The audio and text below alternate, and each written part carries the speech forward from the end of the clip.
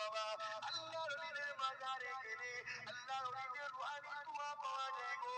আল্লাহ ওলিদেরকে আল্লাহ পাক দুনিয়া জমিনে হায়াতে যা ক্ষমতা দেয়, দুনিয়াতে চলে যাবার পরে আমার আল্লাহ ওই ক্ষমতাটাকে 70 গুণার বাড়িয়ে দেয়।